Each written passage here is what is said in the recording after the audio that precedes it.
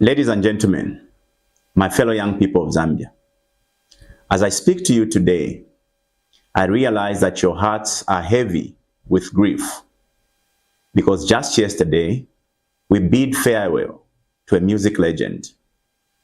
I wish therefore to start by paying tribute to this icon who has left an indelible mark on our nation. Wesley Chibambo, better known as King Dandy Crazy. Dandy's music was not just a sound. It was a celebration of life, a rallying cry for the young and the young at heart. King Dandy was embodying the essence of the corporate people, a spirit of resilience, a hustle till you get it right attitude, and a never give up mindset that resonated with all who heard his voice. His carefree soul and unmatched energy filled rooms with light, reminding us all to live life as free as a bird. Inasmuch as his music unified Zambians from all walks of life, King Dandy was more than a musician. He was a friend. He was a brother. He was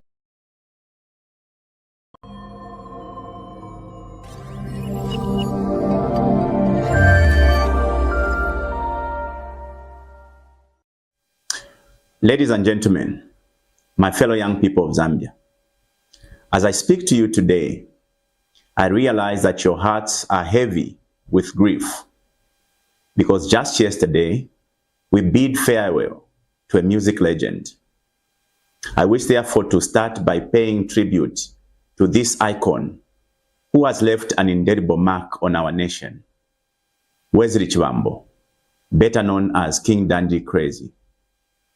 Dandy's music was not just a sound. It was a celebration of life, a rallying cry for the young and the young at heart. King Dandy was embodying the essence of the corporate people, a spirit of resilience, a hustle till you get it right attitude, and a never give up mindset that resonated with all who heard his voice. His carefree soul and unmatched energy filled rooms with light, reminding us all to live life as free as a bird. Inasmuch as his music unified Zambians from all walks of life, King Dandy was more than a musician. He was a friend. He was a brother. He was an activist and a mirror reflecting our dreams and aspirations. His words were a comforting embrace, and his laughter a sonic warmth that wrapped around us like a familiar blanket. Dandy spoke freely, with a bluntness that might have shocked many, but for us, it was a testament to his authenticity, a reminder that our voices matter, no matter how they sound. In his passing, we have not only lost a great entertainer, but a legend who gave us reasons to smile and dance, even in the face of adversity. As we continue remembering Dandy, we also remember 4 other souls lost in this tragic accident. These include Moses Simpungwe, a passionate lecturer at Mulungushi University, who dedicated his life to shaping the minds of young people. Christopher Muyembe, also referred to as Chris Jules, an emerging music talent with a future as bright as the sun. Warren Lundulanga, fondly known as Bush Baby. Many of you will remember him as a loyal companion to King Dandy, who stuck with him from the very beginning of his music journey. And of course, Humphrey McCoffey, a vibrant young man of only 25 years, whose promise and potential will forever be remembered. As we grieve, let us not only remember their lives, but also recognize the urgent need for our government to enact stronger road safety measures. This tragedy must not be in vain. It should light a fire under us to demand a safer Zambia for all. In honoring their memory, we must rally together to create a future where no family has to endure such heartbreak again. May the souls of these 5 beloved brothers find eternal peace, and may we keep their memory in our hearts forever. Fellow citizens, my fellow young people of Zambia, as we embrace the new dawn of the 2025 year, I invite you to take a moment to reflect on our journey, a journey marked by both trials and triumphs. Today, I speak to you not just as your representative in Parliament, but as a fellow citizen who shares your hopes and concerns for our beloved country, a fellow dreamer, a believer in the immense potential that resides within each of you. I see the spark of hope in your eyes, the aspirations that drives you forward, and the burdens that weighs heavily on our shoulders. We stand together, not just as individuals, but as a powerful generation that is ready to reclaim our destiny and reshape our nation. This address to you, fellow citizens, and the young people of this country in particular, comes at a very critical juncture in our nation's history, a time that calls for serious reflection, unity, and bold actions. The past year of 2024 has tested our resilience in ways we could have never imagined, for we faced the harsh realities of a severe drought that devastated our agricultural performance. Our farmers, those who tirelessly work the soil to feed our nation, confronted unimaginable challenges, not only due to this drought, but also due to our government's failure to plan effectively for the farming season. Farming inputs were misallocated to the south, to the east, and of course to Lusaka, which areas were hard hit by drought, instead of prioritizing the northern regions that received good rainfall. Now, this oversight squandered the opportunity to build new food baskets in areas that could have thrived, which has left Zambian families with no means to feed themselves. This lack of foresight, coupled with the government's decision to sell our maize stocks in various years, deepened our food insecurities, driving mealie meal prices to unprecedented levels. If you go to many shops today, ShopRite as an example, the price of a 25 kg mealie meal bag is costing slightly over 400 kwacha. Now imagine those of our brothers and sisters who are working as maids, garden boys, and security guards. I mean those whose salaries remains unchanged for many years, and most of whom gets paid in ranges of 1,000 kwacha. Just think of how they are surviving. Many of us now face the grim of reality of hunger, exacerbated by a government that dismisses our plight as simply biblical, failing to learn from the very lessons of the Bible they are quoting. Because the Bible gives a very clear account that Joseph prepared Egypt for a famine. We too must therefore have and should plan wisely for our future. Sadly, this is something that this government has failed to do. As we seek progress, unfortunately, we grapple with an energy crisis that has plunged our communities into perpetual darkness. Many of our neighbors today goes for days without power, while the government, instead of seeking solutions, seems so intent in increasing tariffs, fully aware of our limited capacity to import electricity from the Southern African power pool. We have on countless times been advising this government that the short-term priority in addressing this crisis was to prioritize the completion of a 330 kV transmission line that the previous government started constructing from Pensolo in Serenje and ended in Kasama. This line, ladies and gentlemen, needed to have been connected to Tanzania so that we can connect ourselves with the East Africa power pool that has available power for us to import from as a short-term intervention. Further, intelligent patriotic citizens have offered alternative solutions to the energy crisis, including facilitating for talks between ZESCO and some power shipping companies. Yet their voices have been silenced by those in power who prioritize their interests over the well-being of our people. This ongoing electricity crisis has not only disrupted our lives, but has crippled businesses, both small, medium, and large. Many of you young dreamers and doers have invested your hearts into small enterprises, which includes barbershops, hair salons, restaurants, and welding shops, hoping to create something meaningful for yourselves, for your families, and for your communities. Yet imagine this, working tirelessly only to be hindered by unbelievable electricity supply, leaving your dreams flickering like the very light that dim around you 24 hours a day.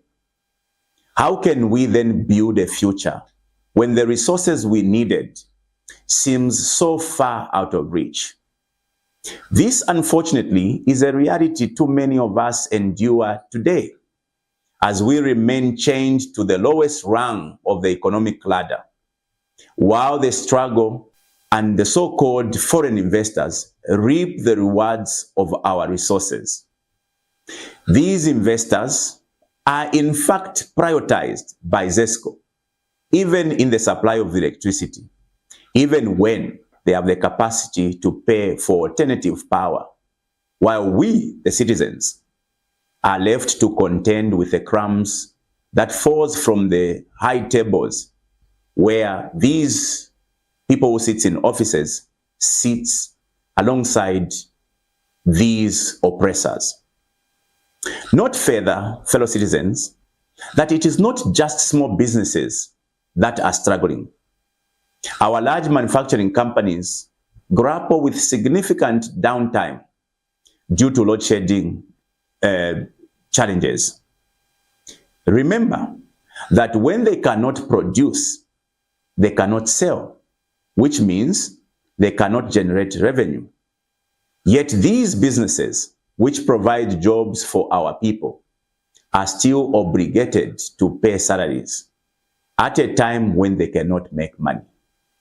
How do we then expect them to stay aloft without operational leverage? Just this week, we learned that Parmalat will be closing its production in Zambia. One thing remains very clear, that when businesses cannot operate optimally, they cannot provide jobs, and the ripple effect deepens the wounds of unemployment, particularly among the young people. Today, countless young Zambians confront the harsh reality of unemployment. Imagine a recent graduate full of dreams and aspirations, applying for one job after another, only to face rejections after rejections. Nearly 60% of our youth struggle to find work today. And these numbers represent more than just statistics. They are the faces of our brothers, our sisters, and many of our friends. Each figure tells a story of a dream that is deferred and a potential that is suffocated. I know how frustrating it is to feel overlooked, in a world that often fails to recognize our talents because of us being youth. I walk that path every day and understand the weight of those dreams. Today, fellow citizens, the very foundation of our economy is crumbling around us. Our macroeconomic fundamentals, such as inflation, exchange rates, and the overall economic growth, have been severely undermined by the erratic monetary policies. Frequent adjustments to interest rates have created an unsustainable financial environment, leading to a lack of confidence among investors and businesses. This volatility has resulted in a critical liquidity shortage, making it increasingly difficult for our businesses to access the financing they need to thrive. My fellow Zambians, when businesses struggle, so do we. When small and medium enterprises cannot secure funding, they are unable to invest in growth, they are unable to hire new employees, or to innovate. This stagnation further deepens unemployment and limits economic opportunities for many of our young people. Furthermore, our nation now grapples with a very oppressive tax regime, an extremely high cost of living, and runaway inflation that threatens to erode the very foundation of our economic stability.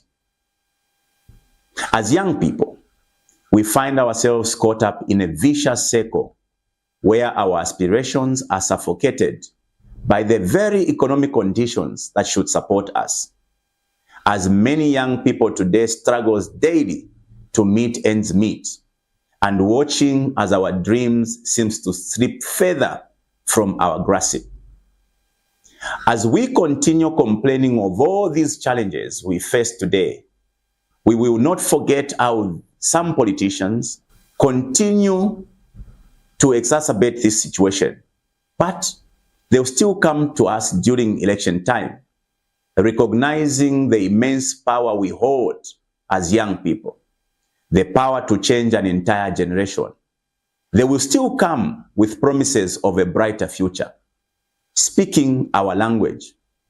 But once the votes are counted, they will still leave us to navigate our challenges alone, feeling used and unheard over and over again. Surprisingly, we don't seem to learn. Fellow young people, I am here to tell you that we can no longer continue to wait for someone else to come and change our circumstances. The change we seek lies within us. The young people are the change we have been waiting for. And so, instead of looking outward for help, we must look among ourselves. For we have the creativity, the innovation, and the determination to forge a better path, not just for ourselves, but for our entire nation. We must therefore start supporting each other. We must share our ideas and create networks that will uplift us all. Let us therefore envision a Zambia where we shall stand together, where we shall harness our collective skills and passions to build thriving businesses and vibrant communities. As we step into the new year of 2025, let us commit to being a support system for one another. Note this: our country today has so many young people with immense potential to take charge and lead. There is need, therefore, to be seen, to be heard. They just need to be understood, and they just want us to believe in their abilities. Yet too often, majority Zambian young people are painted with the same brush as the few young people we see on social media engaging in unproductive drama and useless activities. But in reality, we have so many young Zambians out there who are dedicated to addressing progressive issues and making a positive impact. These, fellow citizens, the responsible young people, should be a reason why young people should be given a chance to shine. Consider the stories like that of a young 27-year-old agronomist, Richard Kachungu, who is working tirelessly to engage fellow young people in sustainable farming practices. Richard has established demonstration farms to showcase modern climate-smart agriculture techniques, much needed practices as Zambia grapple with the impact of climate change.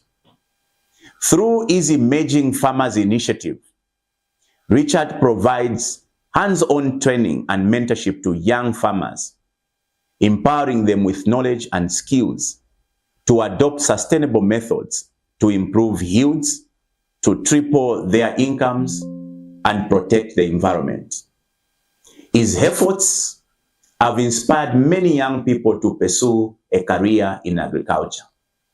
The question to you all is, how could we not believe in Richard's potential, at least to even head a department in the Ministry of Agriculture, let alone to head the Ministry of Agriculture, so that Richard can inspire an agricultural revolution among young people. Richard's story is one of the many stories of many young people who are making significant impact in various facets of life. Yet, there are still many people who doubt the capacity of young people to lead, owing to the few young people who could have been making mistakes. Sadly, forgetting that there are elders who are equally making mistakes.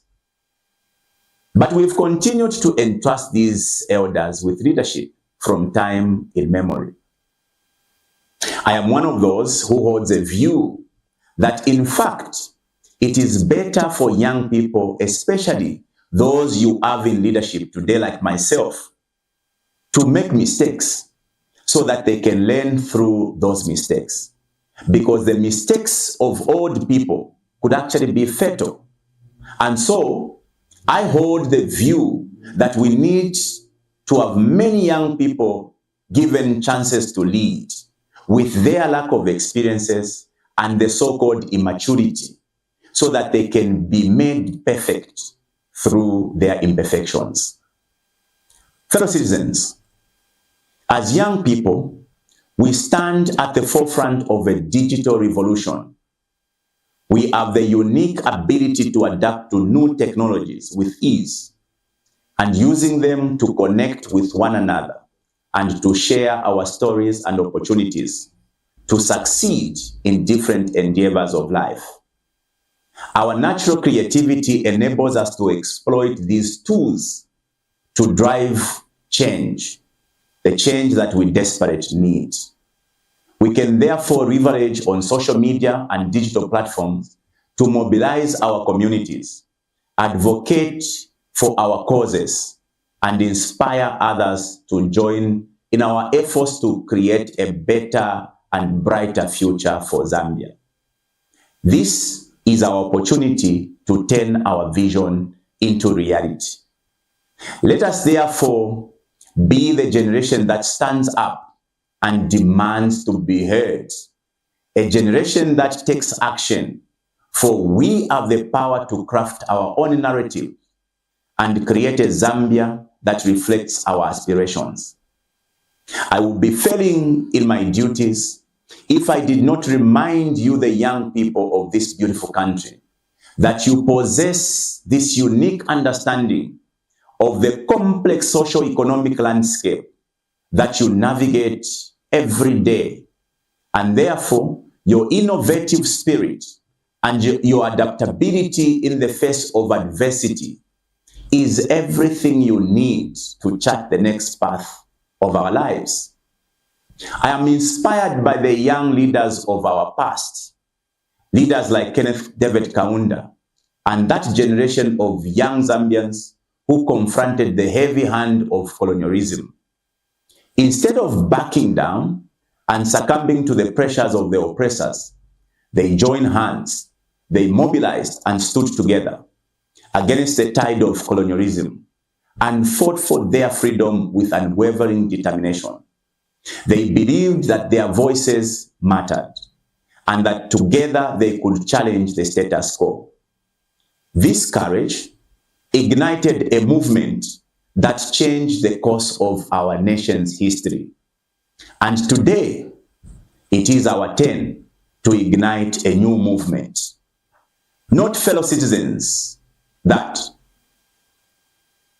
60 years after independence, the struggle we face may differ in degree from those encountered by Kenneth Kaunda and his generation of young patriots during our nation's fight for freedom. However, the circumstances and forces at play are yet the same in their infinite variety and kind. Today, we confront the worst governance practices since the time of colonialism. Institutions of government have been decimated, with both the judiciary and the legislature now reduced to a mere tool in the hands of the executive. The disparities in our justice system are very alarming. For the very first time in the history of Zambia, we have witnessed the creation of two sets of laws, one for the privileged and another for the marginalized. And one set of laws for those groups of people who are close to the powers that be, and another for those who are not aligned to the powers that be, which is a very grave injustice. Those who belong to the ruling party will commit crimes and not be punished, while those who do not belong to the ruling party will commit the same crimes and will be made to rot in jail. Just as the story of a young man commonly known as Why Me seems to be spanning out. Some of our fellow citizens today face unfair trials and harsh prison sentences for alleged hate speech, while those whose tribal rhetorics is far more stronger walk freely, continuing to spew divisive language without consequences. Just last week, a cabinet minister made very derogatory remarks about a certain group of people, calling them monkeys. The same minister was calling the people of one region to be suffering from mental poverty. Have we forgotten how one senior member of the ruling party called the Catholic bishop a Lucifer? We all saw this. We saw these headlines in newspapers. And we can't therefore pretend we do not know what I'm talking about. Don't tell me we do not know what the minister meant and which ethnic group his tribalist insults were intended for. Yet, on the other hand, a member of parliament who said the people of Wengwa were less intelligent than the people of Lumezi is about to be jailed for the same statement. You can now see that the law has purposefully chosen to ignore the tribal remarks and the hate speech of that Minister of Education, just because he's a member of the ruling party. Yet the same law was quick to deal with the other MP who made similar remarks, just because he's from the opposition. My fellow countrymen and women, this is not the Zambia we envision. The laws of our land must be enforced fairly, with no exceptions. Justice must be blind and impartial, for this is the bedrock of a fair society. We cannot allow the scales of justice to tip in favor of some and against others. We certainly cannot and should not allow what George Orwell spoke about in his book entitled The Animal Farm, where some animals are said to be more equal than others. We should not have some citizens who are more equal before the law than others on account of where they hail from, or what political party they subscribe to. Political intolerance and the shrinking of democracy have reached unprecedented heights, with a coordinated effort to silence dissenting voices. The rise of trumped-up seditious practices charges aimed at stifling political critics is very alarming. We have laws like the Proceeds of Crime Act that are rooted in jealousy and envy, which are being weaponized to persecute political opponents, which law actually contravenes the Constitution, which is our supreme law of the land. This law, fellow citizens, must be repealed. The archaic Public Order Act has been used for many years to stifle political activities of opposing parties. We have talked about this oppressive piece of legislation for many years. It is time to write the next chapter and remove it from our books of law. Let me stress, fellow citizens, my fellow young people, that even in the face of these hardships, let us not simply focus on the obstacles ahead. We must now embrace the remarkable potential that resides within us, the young people of Zambia. Our nation stands at a pivotal crossroad, right on the edge of what could be a golden age. The future we envision depends on the choices we are going to make today. If we, the young people, gets involved and makes the right choices, we can therefore unlock a level of prosperity and freedom that previous generations could only have dreamt of. However, if we make the wrong choices today, like we have done in the previous elections, we will continue to bear the weight of serious repercussions like we do today. Note, fellow young people, that those who forget their history have neither a past nor a future. For we must come to terms with our past in order to chart a good course ahead. We must remember the legacy of our founding father, Kenneth Kaunda, and his peers, Simon Mwansaka-Pwepwe, Harry Mwangankumbula, Scott Awina, and other countries unsung heroes. They fought not just for independence, but for a Zambia that celebrates its ethnicity, or rather ethnic diversity. They envisioned a nation where we stand together, united in our differences, and uplifted by our shared humanity. As we look to the future, therefore, let us reaffirm our commitment to their dream, honoring their sacrifices by upholding the ideals of one Zambia, one nation, not just in words, but in actions. While we confront a profound crisis today, it is essential to remember that even in our darkest moments, there exists a flicker of hope. This glimmer of hope, though faint, illuminates our path forward, reminding us that we have the power to shape our own destiny.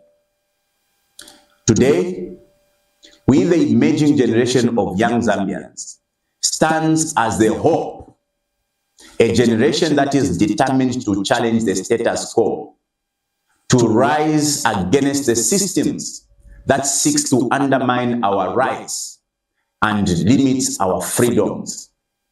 We stand at the threshold of a new era. I therefore call upon you to embrace the movement for good governance, also being referred to as Ichaba Iche. That is, if you understand the Bemba language, you can refer to it as Kiabanike if you come from the northwest. You can call it Njabana if you come from the south, Sabanana if you come from the west. Of course, you can call it, like my tribal cousin from the east can call it, Chabafana, which is a revolutionary platform that is aimed at redefining how young people engage in politics. For far too long, we have been treated as mere pawns in a game of power, used as instruments for campaigns and violence. Our numbers have been counted only to fuel the aspirations of recycled politicians, while our voices have been drowned out in the chaos of election. But now, we are taking a stand. This movement is about reclaiming our power and rewriting the narrative. We are not just voters, fellow young people. We are the leaders in the making. Imagine a Zambia where the next generation of councillors, mayors, and members of parliament arise from among us, the young people, from you, the students, from community activists, and any young Zambian who is passionate about making a difference. Imagine that. Just as Kenneth Kaunda led our nation with vision at the age of 40, we too can rise to the occasion, for we have the passion, the energy, and the desire to lead. The mission of this movement, Ichabaich, is simple. That is to provide a platform for aspiring young leaders. This movement will therefore offer technical insights on how to navigate the complexity of elections, empowering our young people with the tools they need to succeed. We are going to offer financial support. For financial support or financial needs should no longer be a barrier. This movement is going to go out of its way to facilitate that for the young people who dares to dream. The time has come for a generational takeover in leadership. The movement for good governance, Ichabache, is more than just a political movement. We are the force of change, a call to action for every young person who has ever dreamed of making a difference. We will no longer be silenced. We will no longer be used. I am here now, fellow young people, to tell you this, that this movement is about to change that narrative. Whereas they will come to you to ask you to support their political ambitions, this movement is here to push you, the young people, who desires to sit at the table of decision-making for this country.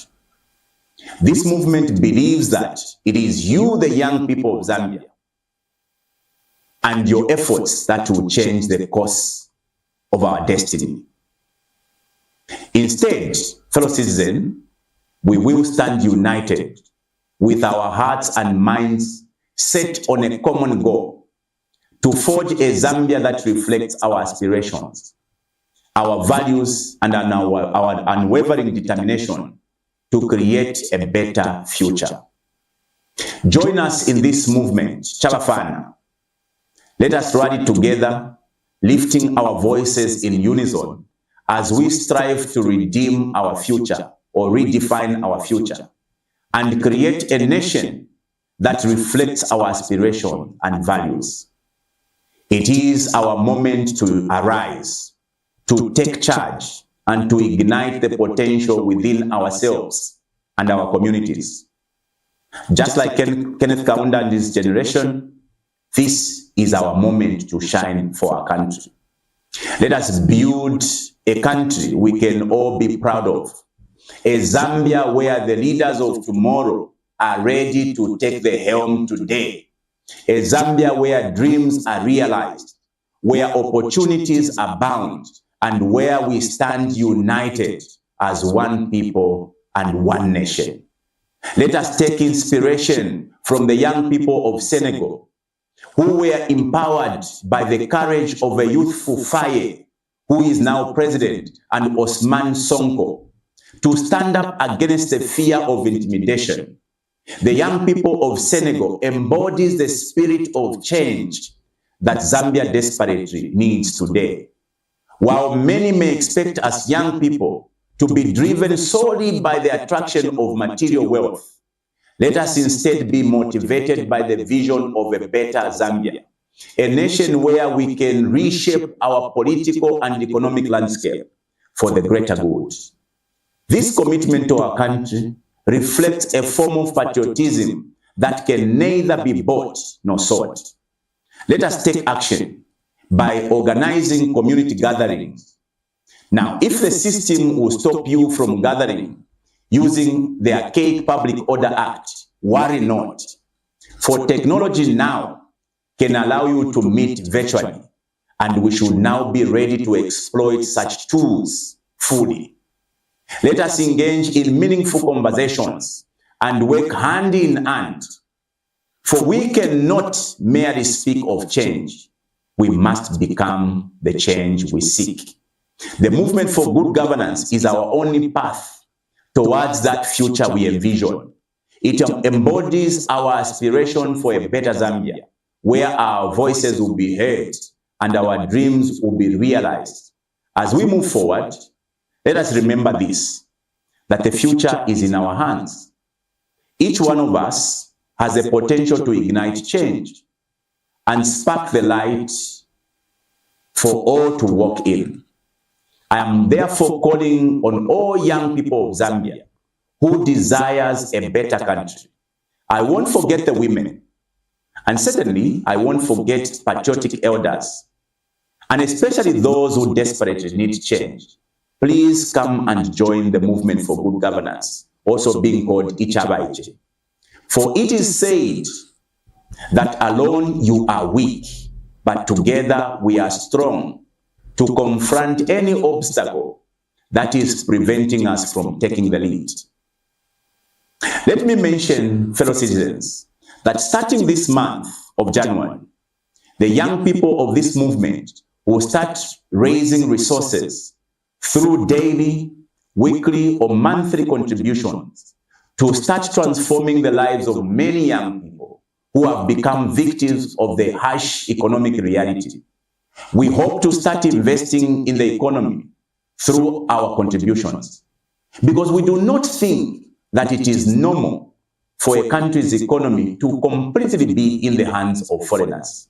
You see, hope is on the way, and now is the time to start dreaming bigger and start dreaming of a brighter day tomorrow. But most importantly, it is time for us to make these dreams a reality and to take affirmative action. May God bless all the young people of Zambia. May God bless all the Zambians. May your aspirations be met with opportunities, your voices amplified, and your potential recognized.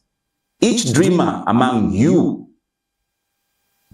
carries the hope of a brighter future, not just for yourselves, but for the entire country of Zambia.